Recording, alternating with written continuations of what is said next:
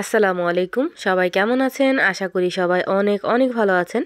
আজকে আমি তৈরি করব গুড়ের পাটিসাপটা পিঠা।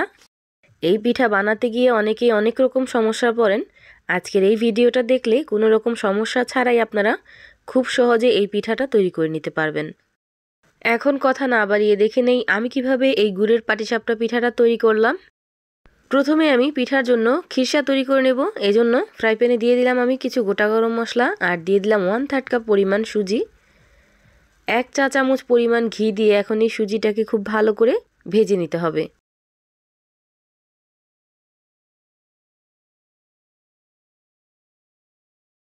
সুজিটাকে আমি খুব ভালোভাবে ভেজে নিছি। এখন এখানে দিয়ে দিব আমি 1/2 কেজি পরিমাণ লিকুইড দুধ। এখন অনবরত নাড়তে হবে, না হয় কিন্তু সুজিটা দলা পাকিয়ে যাবে। কিছুক্ষণ নাড়াচাড়া দেওয়ার পরে যখন খুব ভালোভাবে বলক চলে আসবে আর সুজিটা খুব ভালোভাবে ফুটে উঠবে, ওই পর্যায়ে এখানে আমি দিয়ে দিব 1/3 কাপ পরিমাণ চিনি। অবশ্যই এখানে চিনির পরিমাণটা আপনারা বুঝে তারপর দিয়ে দিবেন। এখানে আপনারা সুজির পরিবর্তে শুকনো চালের গুঁড়া দিতে পারেন বা চাল বেটে তারপর এখানে ব্যবহার করতে পারেন। চিনির পরিবর্তে আপনারা এখানে খেজুর গুড় দিয়েও কিন্তু এই খিরসাটা তৈরি করে নিতে পারবেন। কিছুটা যখন ঘন হয়ে যাবে ওই পর্যায়ে এখানে আমি দিয়ে দিব কোরানো নারকেল। কোরানো নারকেলটাও আপনারা আপনাদের পছন্দ মতো দিয়ে দিবেন। দিয়ে দিব সামান্য পরিমাণ লবণ। যারা মিষ্টিতে লবণ পছন্দ করেন তারাই দিবেন, আর যারা পছন্দ করেন না তারা এখানে স্কিপ করে যাবেন। এখন অনবরত নেড়েচেড়ে এই খিরসাটাকে ঘন করে নিতে হবে।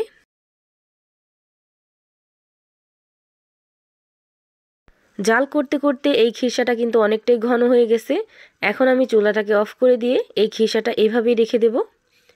আর ঠান্ডা হওয়ার পর এই খিরসাটা কিন্তু অনেকটাই শক্ত হয়ে যাবে। আর এই তো দেখতেই পাচ্ছেন ঠান্ডা হওয়ার পর এই খিরসাটা অনেকটাই ঘন হয়ে গেছে। এখন এই খিরসাটা একটা সাইডে আমি রেখে দেব। এদিকে একটা বলে আমি 2 কাপ পরিমাণ দিয়ে দিলাম রান্না করা ভাতের চাল, মানে সেদ্ধ চাল। 1 কাপ পরিমাণ দিয়ে দিব আতপ চাল। এখন আমি পানি দিয়ে 2 থেকে 2.5 ঘন্টার জন্য এই চালটাকে ভিজিয়ে রাখবো।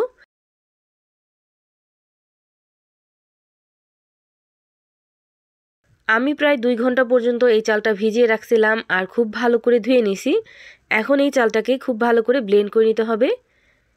ব্লেন্ড করার সময় খেয়াল রাখবেন যেন কোনো রকম লাম্পস বা দানাদার অংশ না থাকে, তাহলে কিন্তু পাটিসাপটা পিঠাটা বানানোর সময় ফেটে যাবে।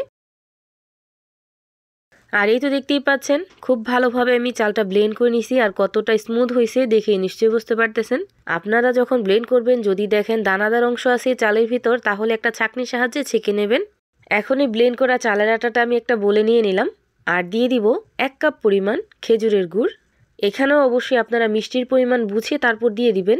আর যতটুকু আমি চালের পরিমাণ নিছি ততটুকু কিন্তু এখানে ব্যবহার করি নাই, অর্ধেকটা ব্যবহার করছি। দিয়ে দিব 1 চামচ পরিমাণ লবণ। 1/3 কাপ পরিমাণ দিয়ে দিব আটা। আটা দেওয়ার কারণেও কিন্তু আপনার পিঠাগুলো কিন্তু ফেটে যাবে না, একদম স্মুথ হবে। এখন সব কিছু খুব ভালো করে মিশিয়ে নিতে হবে।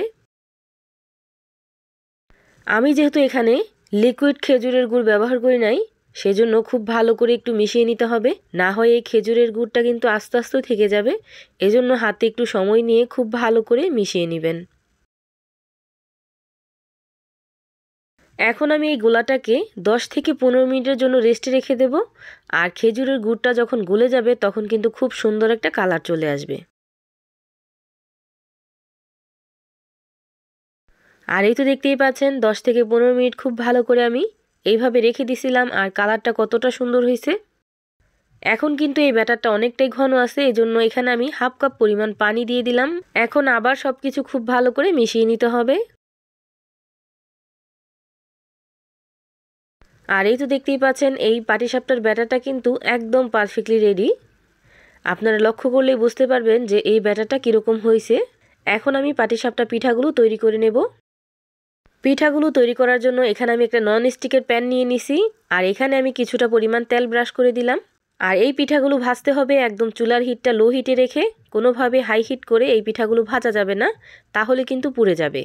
ফ্রাই প্যানটা যখন কিছুটা গরম হয়েছে ওই পর্যায়ে আমি 1/2 চামচ পরিমাণ ব্যাটার এইভাবে দিয়ে দিলাম আর দিয়ে চামচ দিয়ে এইভাবে একটু গোল করে দিলাম। আপনারা চাইলে ফ্রাই প্যানটাকে ধরে ঘুরিয়ে ঘুরিয়ে কিন্তু এই পাটিসাপটা রুটিটা তৈরি করে নিতে পারবেন। 30 সেকেন্ডের মতো আমি ঢাকনা দিয়ে ঢেকে রেখে দিব।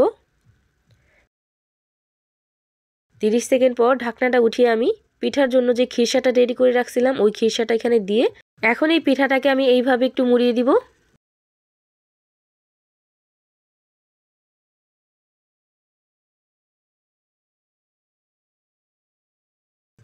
আর এই তো দেখতেই পাচ্ছেন প্রথম পিঠাটাই কিন্তু মাশাআল্লাহ অনেকটাই সুন্দর হয়েছে। এইভাবে আমি সবগুলো পিঠা কিন্তু তৈরি করে নেব। প্রত্যেকবার পিঠা বানানোর সময় অবশ্যই আপনারা ফ্রাই প্যানে সামান্য পরিমাণ তেল ব্রাশ করে নেবেন, এতে করে কিন্তু পিঠাগুলো উঠাতে খুবই সুবিধা হবে। এভাবে আমি সবগুলো পিঠা তৈরি করে নেব। আমার এই ভিডিওর কোনো অংশ যদি আপনাদের কাছে ভালো লেগে থাকে তাহলে লাইক, কমেন্ট অ্যান্ড শেয়ার করতে ভুলবেন না।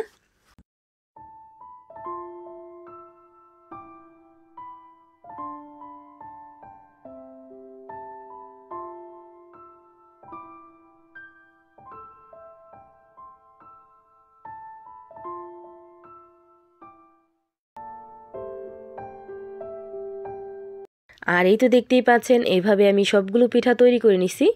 যারা কখনো এইভাবে পিঠা ট্রাই করেন নাই, আমি বলবো আপনারা একবার হলেও ট্রাই করে দেখবেন, ইনশাল্লাহ আপনাদের কাছেও খুবই ভালো লাগবে।